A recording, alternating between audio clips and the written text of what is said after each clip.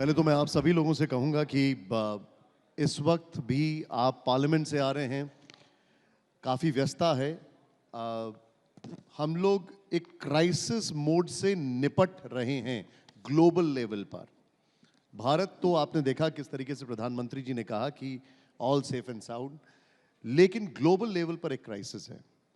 उस दरमियान हमारे लिए केंद्रीय मंत्री जी ने वक्त निकाला, इसके लिए बहुत बहुत शुक्रिया। जोरदार तालियों से स्वागत करते हैं एक बार।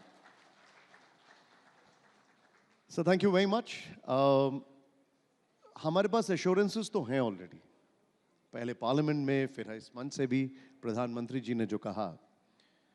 लेकिन जब बात एनर्जी सेक्टर की होती है तो पूरी दुनिया में अभी एनर्जी का एक थोड़ा सा संकट है, क्यास है। Where does India stand? Bharat की क्या हालत है सर?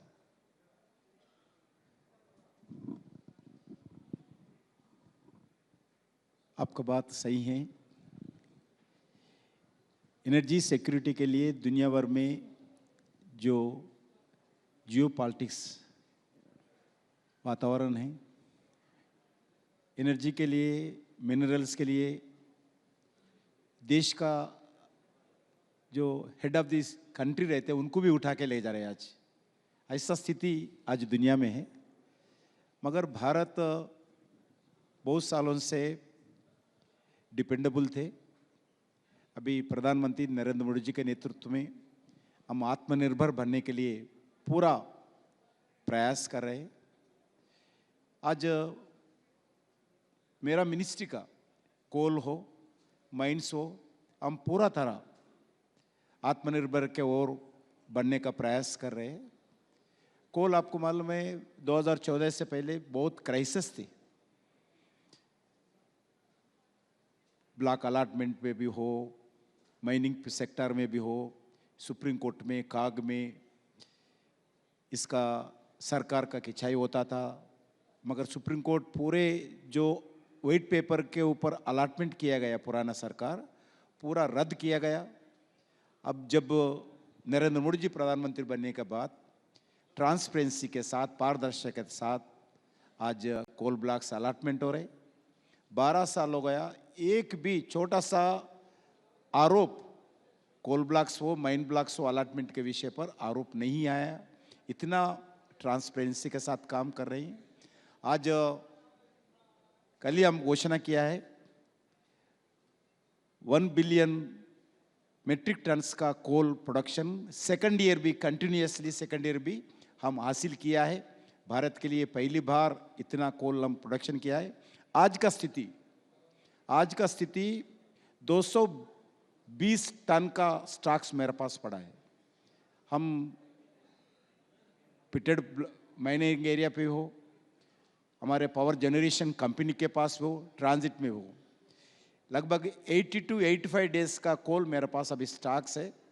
कोई पावर का दृष्टिकोण से, क्योंकि थर्मल पावर आज भी 74% देश का बिजली हमारा कोल आधारित थर्मल पावर से प्रोडक्शन होता है।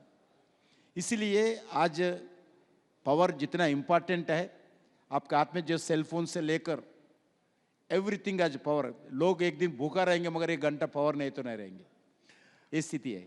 मैं आपसे बहुत सारे पॉलिटिकल सवाल भी पूछने वाला हूं, लेकिन इसी से मिलता जुलता एक सवाल है। एक तरफ क्राइसिस है, लेकिन दूसरी तरफ हम लोग कोल गैसिफिकेशन की बात कर रहे हैं। और इसको अगर मैं थोड़ा सा कनेक्ट कर पाऊं, क्योंकि आप बेहतर बता सकते हैं, and you can correct me if I am wrong. जब हम ग्लोबल फूड क्राइसिस की बात कर रहे हैं अभी के हालात में, तो क्या कोल गैसिफिकेशन एक ऑल्टरनेट थिंकिंग है उसमें?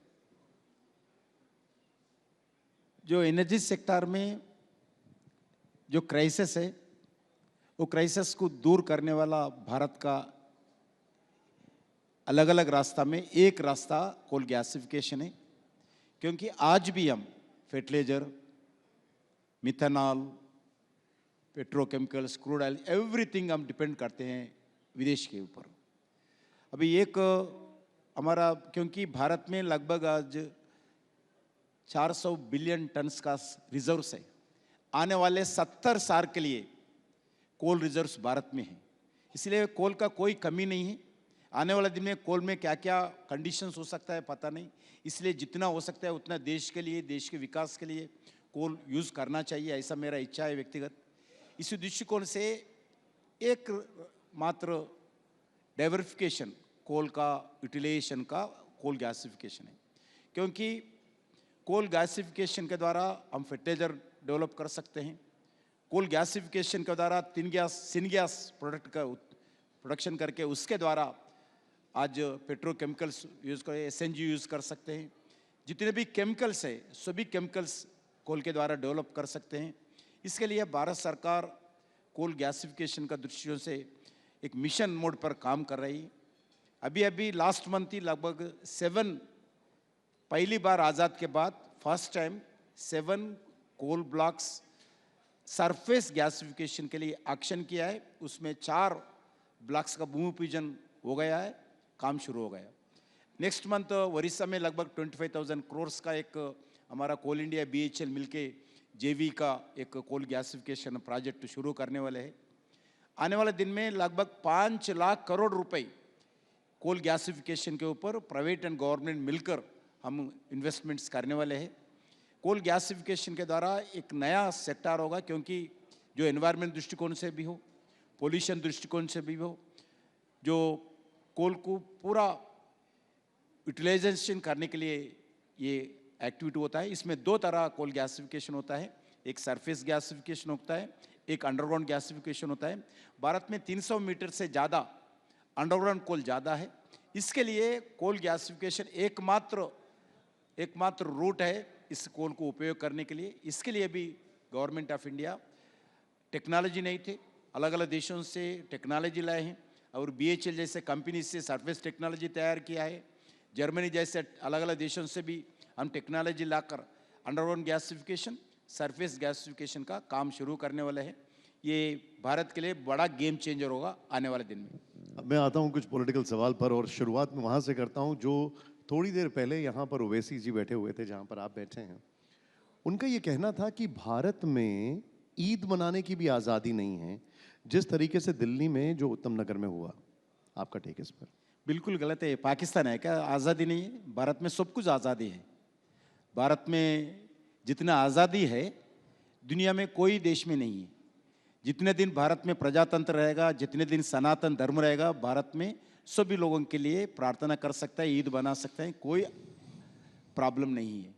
अगर प्रॉब्लम होगा जब हिंदूस माइनॉरिटी हो तो प्रॉब्लम होगा, मगर हिंदू मेजॉरिटी है तो कोई रिलीजियस को भी कोई प्रॉब्लम नहीं होगा। ये पहली ये ओवैसी समझना चाहिए। नहीं, लेकिन वो ये भी कहते हैं कि अगर गंगा में नाले मिल रहे हैं तो वो बर्दाश्त किया जा रहा है, लेकिन हड्डी फेंकने के नाम पे मुसलमानों को टारगेट किया जा रहा है। ये बिल्कुल गलत है।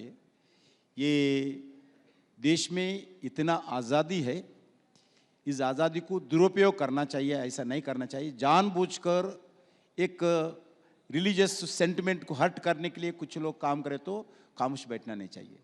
हाँ, जनरली कुछ देश के स्थिति के आधार पर, नेचर के आधार पर कुछ गंगा में मिले तो अलग बात है, मगर गंगा को अपमान करते हुए एक रिलीजियस का सेंटिमेंट को अपमान करने के लिए प्रयास करें तो बिल्कुल गलत है।